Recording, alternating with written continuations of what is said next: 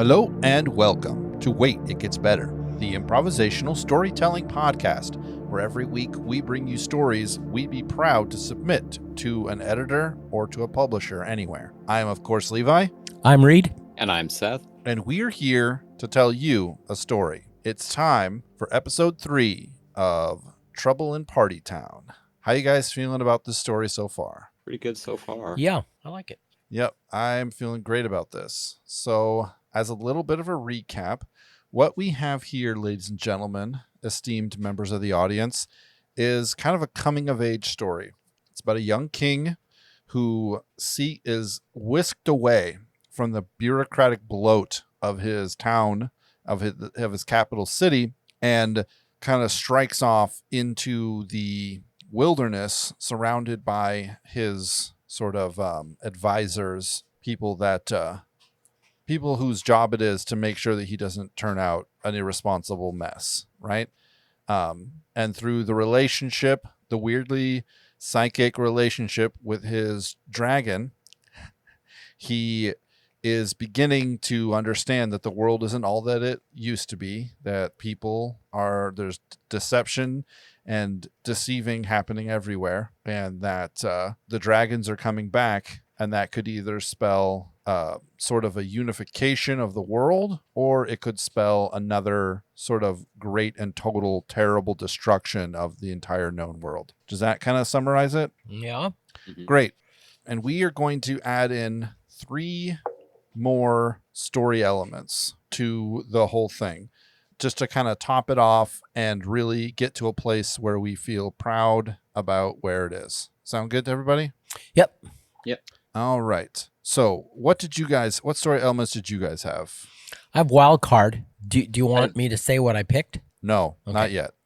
I have unique weapon. And I have goal. So I would love to hear your wild card, Reed, unless anyone has anything else that's not their story element that they want to add to it. Add to the story as it sits right now. So I believe we have it as it sits that the king has been gone for about a year or so, maybe 6 or 8 months at this point. Yep. He originally left because of quote unquote bandits in the northern reaches of the kingdom, were kind of making a nuisance of themselves in the towns and villages. And he sort of left kind of as a way to, in a stroke of trickery, to get out from underneath the kind of bloated bureaucracy that had risen up since the revolution about 100 years ago. And he escaped, at first unwilling to be the king and kind of be the leader, be the one who's going to take responsibility, be the one who's going to make those decisions.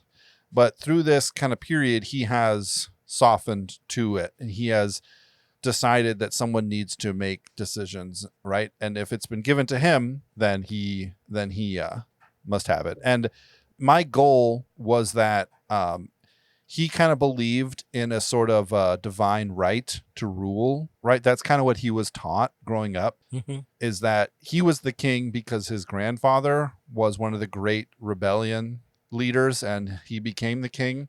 And his father became the king because he was his grandfather's son. And now the king became the king because he was his grandfather's grandson, right? Kind of saying that he has the right to rule because of the lineage that he has. Right. But very quickly he gets out into the world and realizes that ruling isn't just deciding when the next feast day is going to be, and that I've been rereading The Wheel of Time, and the phrase death is as light as a feather and duty is as heavy as a mountain, right? And for a bit, he kind of veers off and doesn't want the responsibility. But the reason why he retains the responsibility and why he eventually gets his hands on the horns of the responsibility and starts to do it is the goal. So the goal is that the whole kingdom is really kind of held together through the very thin thread of the king. Yeah. Right? It's like their national pride. And he kind of realizes this, and it switches around to before him believing I want a country that's worthy of me to I want to be a king that's worthy of this country. Amen. Right? And people already rely on him, and they kind of, partially because of his psychic connection with the dragon, he has like a tempered mindset and a more he can think things through in a different and rational way, because everyone used to have a dragon, but some great tragedy happened, and that's since no one has a dragon except for him. And so he is sitting there like, now he has this ability to, people are looking up to him. And so now he's like, I have to do this. Instead of saying the world must sacrifice for me to have all this prestige, really it's the prestige is a small price to pay for the amount that is a small price for them to pay for the amount of sacrifice that I will have to do for them. Absolutely. You know what I mean? Yeah. So that's not his goal, but that is the goal. That's the goal, plot goal for his journey, right? To leave kind of haughty and feeling like things are owed to him because he's the king and he's got a dragon and he knows how to use a sword and he's all these things, and to come back as someone who views himself as a servant of the people, but also views himself as the only one who can be the servant of the people. You know, this isn't a democracy. No, not everyone can sit on the throne and be the king. He has just decided to walk that path. Yeah. So that's like, reminds me of Marcus Aurelius, the emperor of Rome, right, who saw himself as a benevolent dictator. His duty was to use his power to the benefit of the empire and of his subjects. Absolutely. Yep. Anyway, so that I had goal. So that's the goal for him. And that's I imagine this book as like a 3-book, like a trilogy. You know, you have your first bit, he gets out, he meets the he gets out, campaigns a little bit, meets the bandits and finds out that they are not, in fact, bandits from another country, but kind of a hodgepodge of people being drawn to this giant egg clutch that's going to hatch here in a couple, a couple of months or a year or so. And then the second book starts up with Keenan. Is that his name? Keenan? No, Yellen. Yeah. This XYZ. kind of bard, thief, kind of mob leader, just this quartet member, this din of this quartet who's just kind of watching the world fall apart, you know? And then his kind of interaction with the world as it falls apart, and then his eventual meeting of Xander, who's our hero. And then intersposed in that is the Xanath, the antagonist. Yeah. You know? And then the third book is the kind of ramping up as lines in the sand are drawn and, countries start to go to war as this clutch is sending out more and more powerful psychic waves, and countries come because they want the eggs. Countries come because they want to defeat the eggs. New knowledge surfaces about what happened to the eggs, and all of a sudden the whole world is kind of thrown into turmoil. Yeah. That's how I kind of see it. So this first bit of the book is just him kind of trying to get his hands around the horn of leadership and figure out, what it means to even like be responsible for himself. Oftentimes responsibility doesn't start with starting a company. It starts with, waking up on time to go to your job where you work for somebody else. Yeah. So anyways, I'm just going to say, I'm really loving this story. And I know I said it last week, but I have decided that I'm going to work on this story. I think I'm going to write a short story or try to write a novel out of this story idea. So I love this story too. And I think that, the characters like Xanath, he's like, I think he would identify himself as lawful good. He sees what he's about is for the good of everyone. Right. Yeah, and he just, everybody needs to play by the rules, and he believes that this Xander maybe needs to be reined in a bit, but he is not seen as, although he is kind of a villain character, he would not see himself that way. Right. Yeah. Right. He's not looking to do anything evil. He is just looking to do things according to what he views as right, Yeah. And that's really unfortunate thing, because oftentimes you get those people and then the system, this bloated bureaucratic system takes advantage of him because it has no qualms in lying. Yeah. And to Xanath, the bloated bureaucratic system is the church implacably right. And so it lies to him and he believes it. And therefore he steps into the villain role where he himself would not say that that's where he was. Right. So what are you guys' things? You guys got any good ideas? Yeah. I want to introduce my wild card.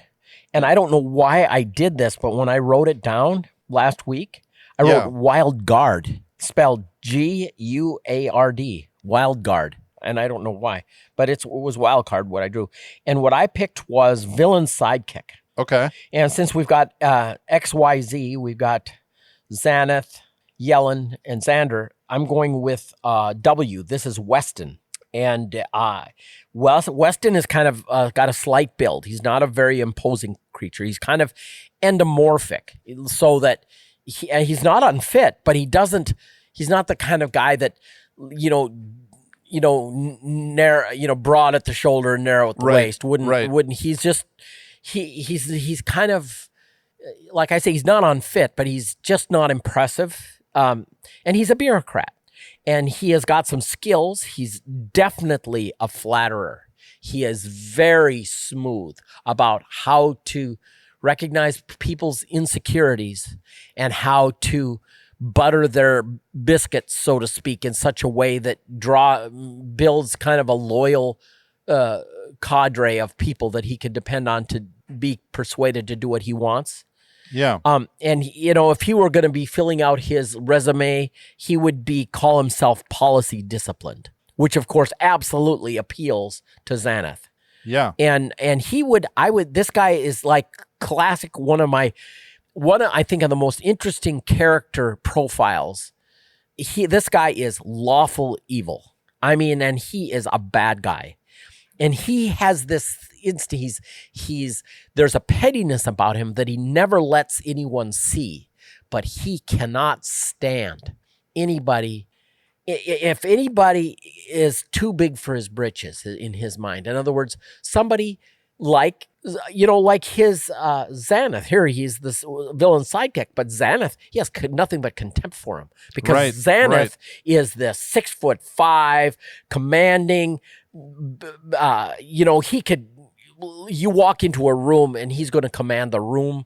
Generally, he's ready for a fight if that's what's necessary, but only if someone is just, to restore order. I mean, But this is a guy. He's attached himself to Xanath, but he's secretly beneath. He has contempt for him, and he absolutely hates Yellen and Xander. These are two people that are too big. They think they're all that. They're too big for their britches. Who do they think they are? They need to be knocked down a peg or two.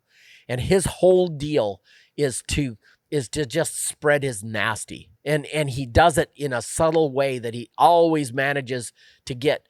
He never it's on the hook. He gets people to do his bidding. So when to undermine people, he's the whisperer behind the scenes. I think who I think of? I just thought of now. I didn't think of him when I was thinking of this character. Okay. But I thought of the worm that attached himself to the king of Rohan. Yeah. What was his name again? Grima Wormtongue. Yeah. Yes.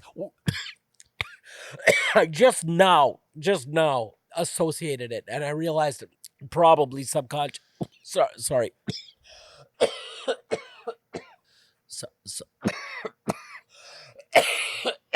I'm sorry, guys. I think I'm back. Okay, so did you cut off recording there? No, but I'll cut it out. It's fine. Oh, okay. But anyway, like I say, he has wormed his way into be kind of like a guy who gets things done for Xanath, makes Xanath's life a lot easier because this guy will handle his details, and he's no threat because he's such a wormly little guy. But Xanath doesn't think in the same diabolical, sinister, conspiratorial terms that Weston does. So he's not hip to it, so to speak. Right. Yeah. you know, He sees them as lawful, and so therefore he's lawful, and he's doing what's right. Yeah. But this guy is like I say he's policy disciplined. I mean, he's really, really quick to use someone else's infraction of the rules or bending of the rules to as ammo. He has like a quiver that he stashes stuff that he can get on other people, and he can play those cards. You know, I see this as a kind of a guy who, you know, gets found out at his job, so he's not able to be very effective at undermining good people at his job, but gets himself elected as head of the homeowners association and spends his free time just harassing people who might, you know, have a work truck parked in their yard. You know, I mean, do you hear what I'm saying? This is he's the guy you love to hate, right? In the whole wolves and sheep thing, he's definitely a wolf. But he's also a person who, because of the size of the bureaucratic system, finds comfort in that and finds safety and security in that. It's That's like, well, right. here in this place, we're all equal. It doesn't matter that you could, you know, beat me to Tuesday afternoon. It doesn't matter, because in this place, I like it. I kind of have this idea that he's sort of like a handler. Right. You know, the conglomerate, the giant bloated mess that is the bureaucratic system has in it, you know, remnants of the old thieves guilds. It has in it the remnants of the old world, you know, the old alliances. Like all of that, all of those things have remnants inside of this giant bloated mess. And he operates as just kind of like the handler, right? Yeah. So he meets with Yellen, or maybe he's the one who kind of met with Xander, you know, to kind of tell him how things were, you know, and that's kind of that was his job, you know, in this place, to kind of be a handler, to be the one, because you don't ever talk to the people in power. You talk to the people in power's secretaries and the people in power's, you know, their scheduler. Right. Exactly. The person actually making the decision, isn't the person you think who's making the decision, but it's also never typically one person, because the orders have got to sit on 10 desks for 3 days before anything happens. You know, that whole, everyone who's listening has been to a DMV. They know how it is. Yeah. I like it, Reed. I like it. Does he go with, I have this idea that, does he go with Xanath when Xanath goes? Yeah, I would expect he would. He may have to go back and like put out fires back in the home office sometimes, but he's a guy that's out there getting it done. Right. Yeah. Or it could be even that he is the one who's going to go and try and find Xander, and Xanath just gets kind of recruited to follow along with him. You know, and that would I kind of like that better than Xanath going out to get him, because it's kind of like, well, he's the king. Like, you wouldn't send like armies to go out and get him, but you would send an army to like, or a, you know, enough of a protective force to like go. Yeah, there are bandits out there after all. Yeah. So I kind of like that maybe, what's his name again? I keep thinking Weston is the one who's going out to get the king, and Xanath goes out to kind of protect him, you know, just to lead the troops, basically. I like that. I like that a lot. I also kind of had this idea that, I don't know, maybe that Xanath and Xander are siblings or cousins, maybe, you know. Ooh, that's related in some way. That's interesting. Not in a way that would make it so that Xanath has a path to the throne, you know. So there's none of that. But the second cousin on his mom's side. Okay. Yeah, sure. Second cousin on his mom's side. But still some kind of relation. So there's some pre-relationship there, you know, so that when Xander the relationship begins to break down, and he begins to change away from what is considered acceptable and righteous according to Xanath, it's not just my lord, it's we played together as children. You know, there's a bit more of that sort of relationship that goes into that whole thing. if you understand what I mean. Yeah. So, do we want to decide what the whole book? Because I feel like this whole thing could be one book, maybe just like in 3 parts. Like I was saying, there's going to be 3 books, but really it would be the whole book in 3 parts. Because I feel like we've got things pretty well written up. One of the things I was thinking about was that as it gets closer to the hatching point of the dragon clutch and people, begin to kind of feel this overwhelming urge, the country gets invaded from several sides, right? Some of it is like people doing mass immigration. Like they don't want to stay in this country. They're just moving through it, right? But when you have 200,000 or 1 million people just kind of walk through your country, you're going to like notice it, There's going to be thieves.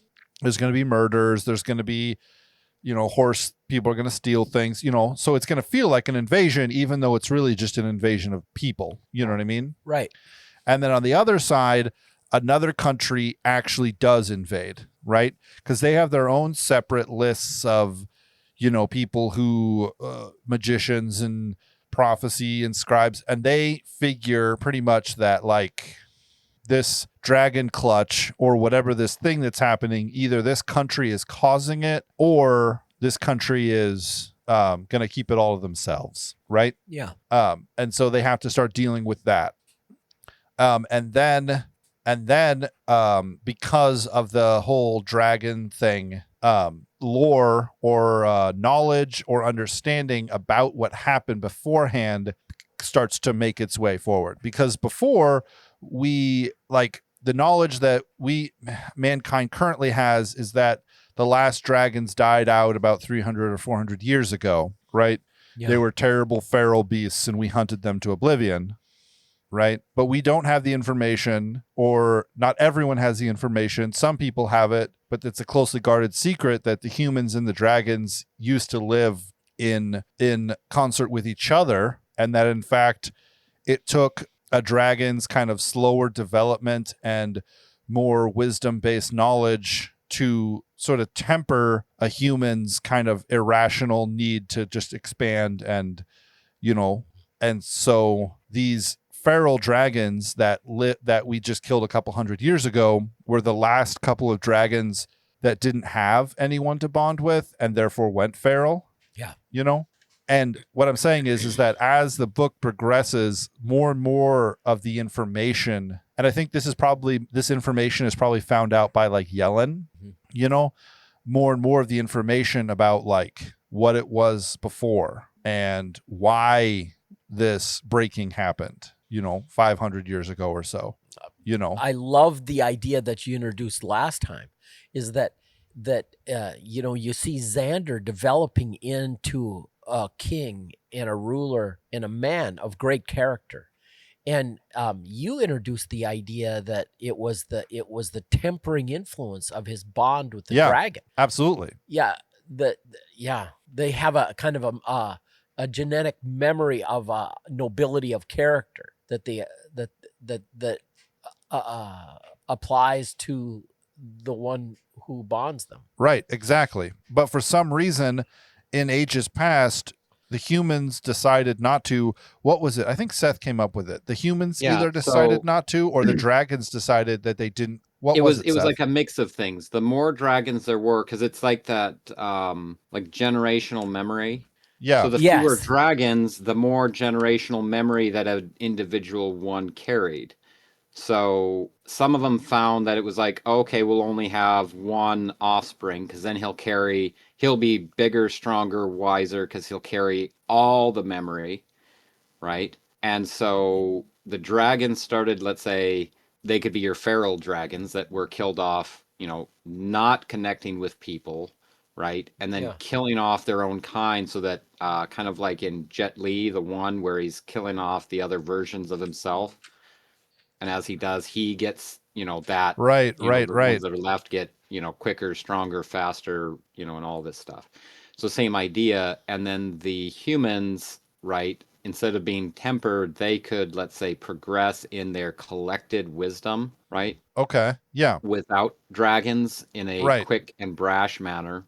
And so that's where the breaking happened, is you started having well, the dragons are holding us back, right? And the dragons are like, oh, well, if there's less of us, then we can be powerful on our own account. So, I'm going to kill, right? And then you have, all the different, factions of, no, keep the unity. No, we can do without the dragons. No, we need to do with less dragons, all of that. And then it just kind of accumulated to the mass, destruction of the whole thing, Right. and the breaking of the world as it is, which brings to the unique weapon partly, Okay. that floats around. It's not one particular thing.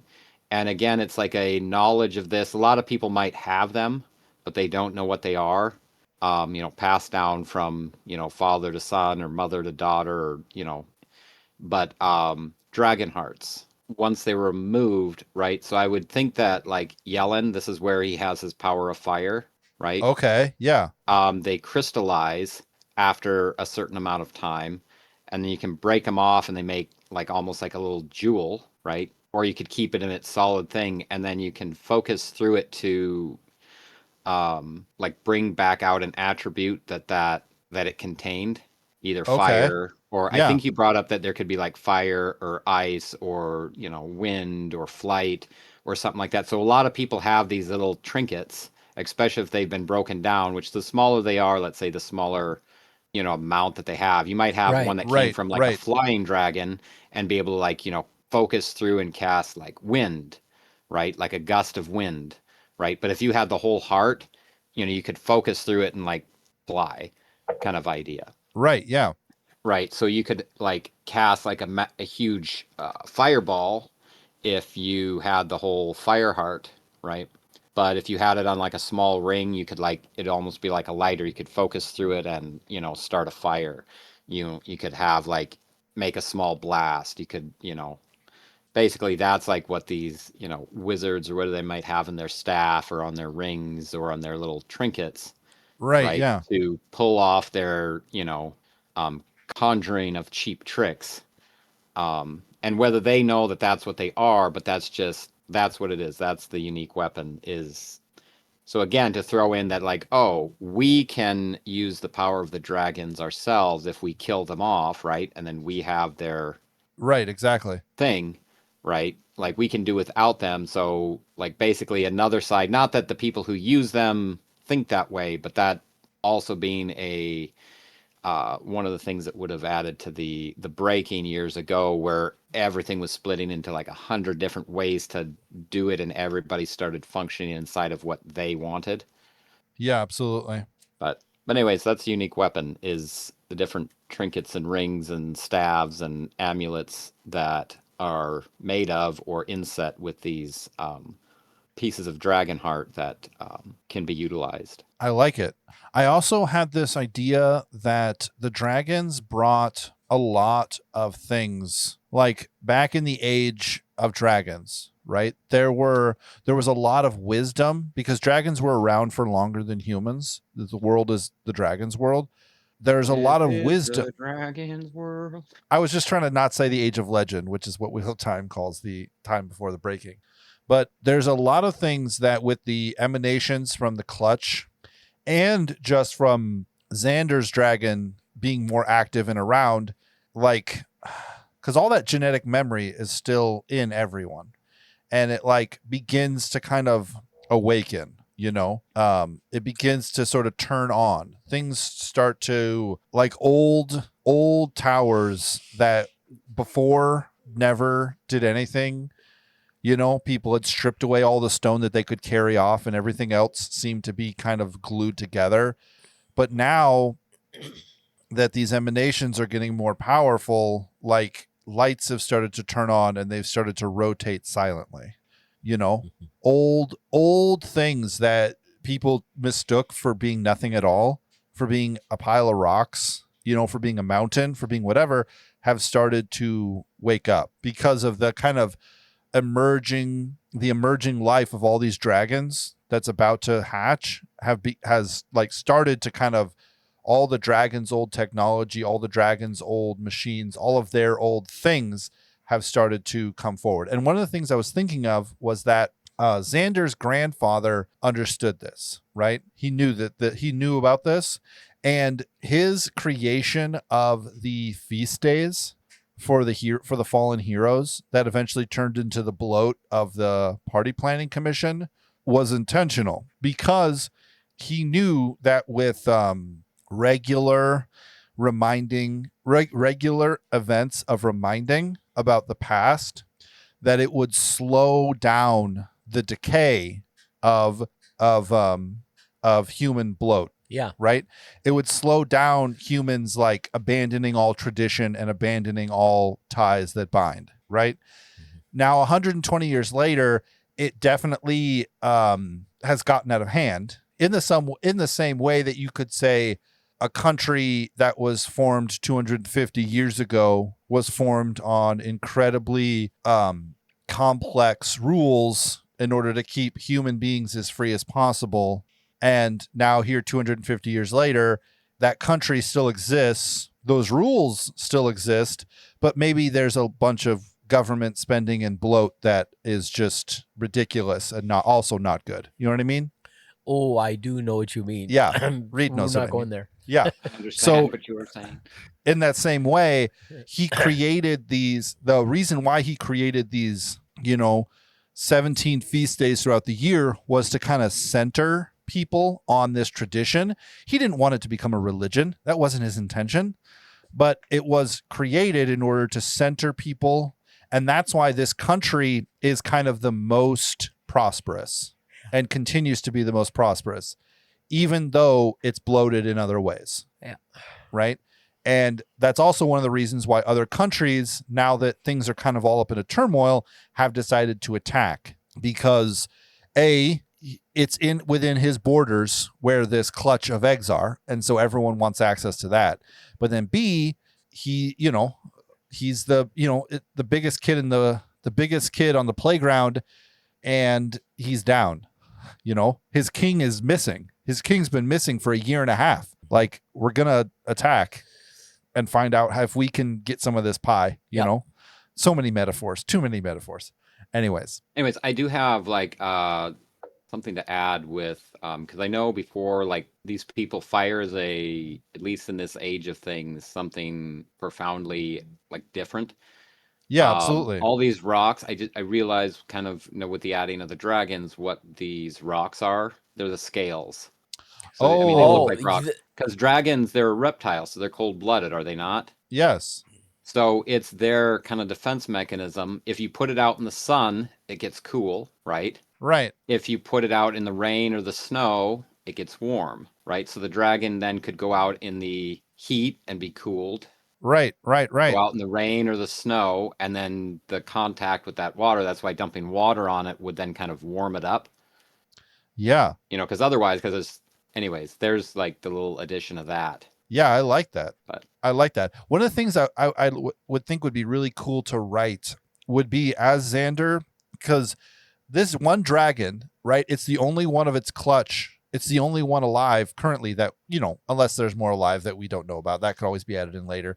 But it is overflowing with knowledge. And I think that's one of the things, is that it has too much knowledge to be able to tell and communicate to Xander clearly. It's like if you had 100 servants all bringing food to you through one doorway, no one's getting through the doorway because it can't even, he can't organize his thoughts because he has all the knowledge of all the dragons. And so he's kind of in this place of almost being a little bit more of a feral pet, but slowly, as Xander, travels with him, begins to change as he's able to kind of sort through. And so eventually he begins to kind of drop these kind of nuggets of knowledge, like that's the scales, right? Or, whatever. So we can basically have time release lore dumps about the age before built in. And then once all the dragons hatch, that knowledge that the Xander's dragon has is disseminated, and all of a sudden his personality, which we've always felt because, he's written in a certain way and acts a certain way, comes forward much more because he no longer is the kind of sole burden. He's no longer bearing the entire burden of all the dragon knowledge in the world. Yeah. Does that make sense? Yeah. Yeah. I was just thinking that the dragon scale theory, I was thinking when we were talking about the rocks, it's a kind of a commodity issue, like mining these rocks or however they're acquired. The ability to heat your home and cook your food is really a big deal.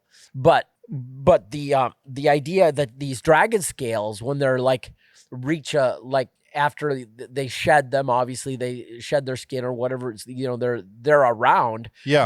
but they are limited. It is I'm thinking like, when there's some medieval situations where they would have where there's shortage of fuel specifically, they would have big community ovens, and they would get the ovens heated up, and then the poor people would make their bread dough, and they would bring it and bake it in the communal ovens, That's because cool. not everybody had the means to have fuel stashed at home, to have their own oven to just use at their convenience.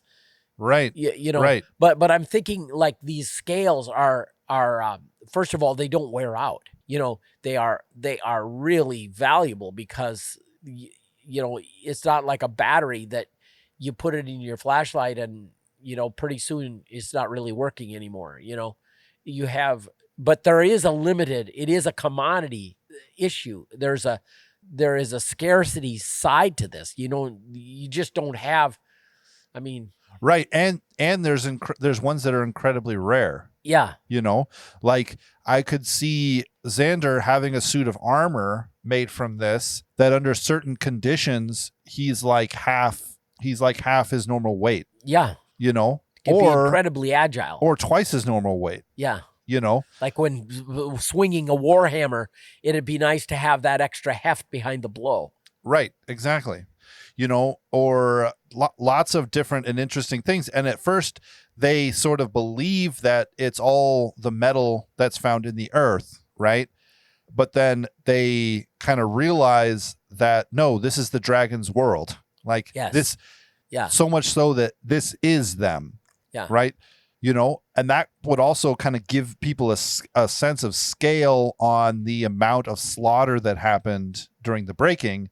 Yeah. If like you can just go to any random hillside and dig for like 2 days and find a deposit of this. Yeah. It means and that deposit's like the size of 10 football fields. And it's like, so that was a dragon or a bunch of dragons that died right there. Yeah. 500, 600, 800 years ago. So how do we want this to end? This is a thing I've been thinking about, right? So my thought was that after that, either the last battle, right, as Xander has navigated all these things, the last battle happens either on the battlefield and he doesn't even get to see the dragons hatching. They're defending the dragons, right? They've they've fought them everywhere. And they've continued to fight them, and they just fight them, and they just keep retreating and fighting them, and soon they just got their backs to the dragons, to the entrance of the pass to the dragon's clutch, right?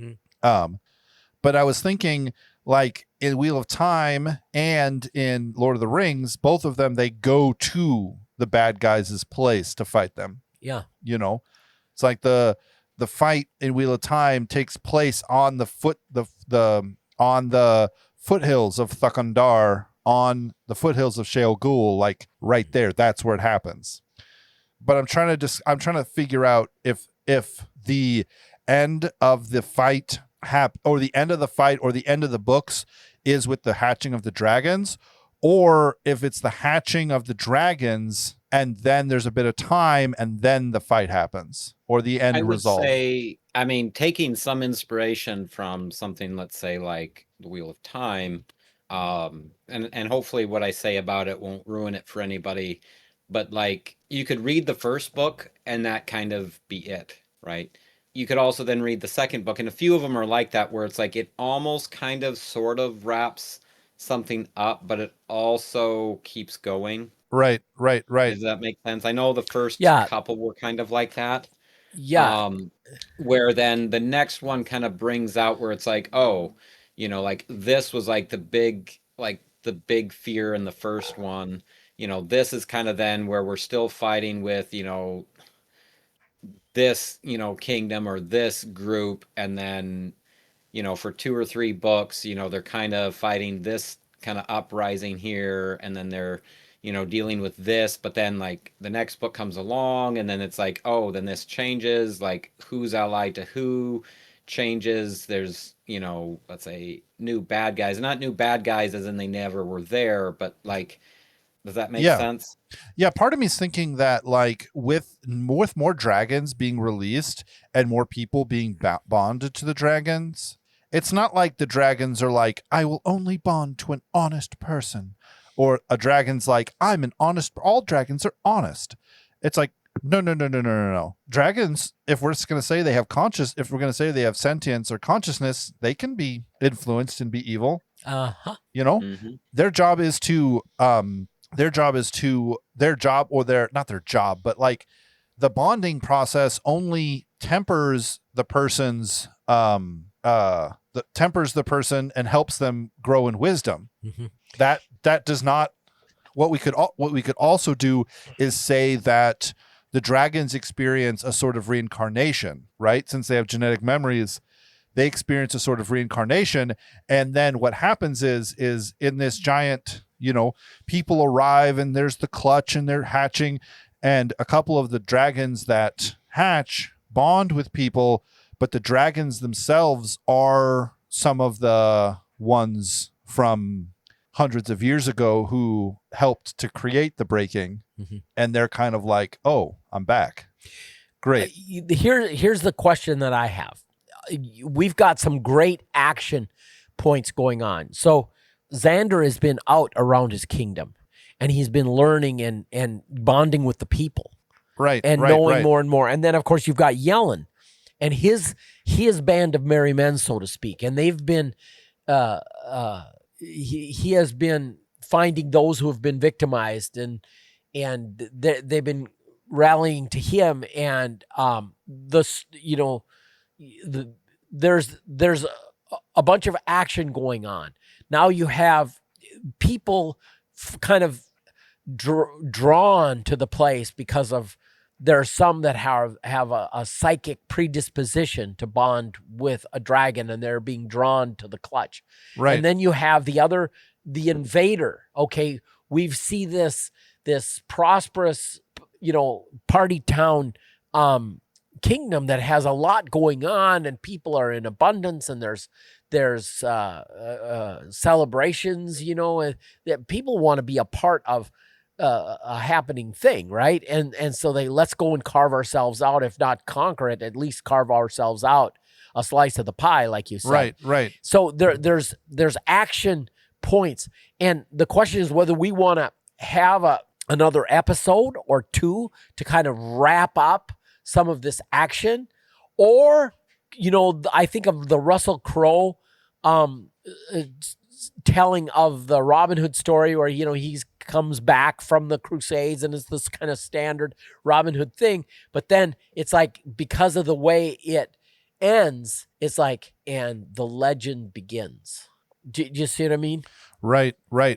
So I see a question is, which would be the better way to go here? Go ahead. Okay, I think that like one way to do it, if you're kind of expecting it to be kind of a lot of different things over a longer period of time, is where you'd have the first one kind of be where he's starting to step out, find his own. You start getting a few lower drops, but they're not really connecting all the dots yet, and maybe ends with like an accumulation of meeting certain characters, run-ins with the Xander and Weston, kind of bringing them in where, that is kind of an antagonistic thing. They're fighting the bandits. And it kind of ends with him kind of reaching his initial kind of goal, like, wow, I've kind of gotten to this point, right? But then they kind of take over these bandits who, like, they've just come back from the clutch, and right. So then now, like, you're somewhat unaware of the clutch, and it's like they're bandits. Yeah. Then now they've just taken out a group of them, and it's another egg, and it hatches, and it's like, oh, well, and maybe there's someone else that's alive, one of the other people that they've, like, let's say, captured, that maybe has spun a story, joined their group.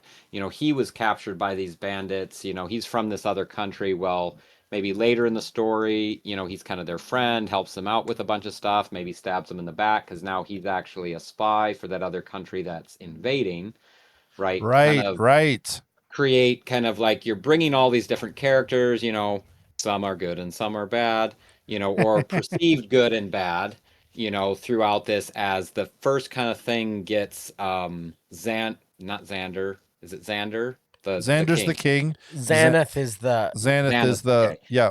Yeah, so then he's kind of like, he gets to meet the people, he kind of proves himself, kind of reaches that goal where he becomes that a little bit closer to that servant king, but then at the end of it kind of opens up that like there's something much bigger. That egg hatches, and then now all of a sudden his dragon might have a bit more clarity on certain topics, Right, explain right. something, and then it's like, oh yeah, then now there's two of them, and it's still maybe a bit garbled, but a bit more clear now coming from the two of them, right? And now you realize there's a whole clutch of these, and yeah, I don't know, like something like that. So then it Yeah, sets up for the next one where then it's like, oh, well, now this is a problem. Are these bandits? Are they kind of all coming here for this? And then it kind of reveals to our characters that next kind of subplot that then it's like, well, we could go back and like, this clutch is going to be the clutch, right? We could go back to the palace, you know, regroup, or we could keep going on this thing. And maybe some people go this way, some people go that way, and they cross paths later, but then kind of opens up to that next larger thing going on, kind of like the Wheel of Time, where, everything's so big in the first book, and it is, and there's a lot of stuff that sets up everything else. But then as it goes along, it's like, oh, it's bigger than you thought. It's actually involving these people you never heard of before, and like, does yeah, that make sense? absolutely. I like that idea, Seth. And so I think to Reed's point, I think that what I think, Reed, we should do is we should call it good, yeah. because I want to write this story more than I want to do podcast episodes about it, because I feel like we could continue doing this for the next year Yeah, for this. absolutely. Absolutely. Ladies and gentlemen, thank you so much for finding me the first story I'm interested in writing a novel about. Thanks for listening. This is the end of the podcast. No, just kidding. No. We're gonna be back next week to talk about the story, our inspirations for it, and how awesome we thought it was. If you have any questions, feel free to send us a text message. Feel free to send us an email at waititgetsbettercast@gmail.com. Message us on Twitter at @getsbettercast. We'd be happy to answer any questions, happy to offer any suggestions, happy to just say hi. Until next week, don't forget to wait, because it gets better.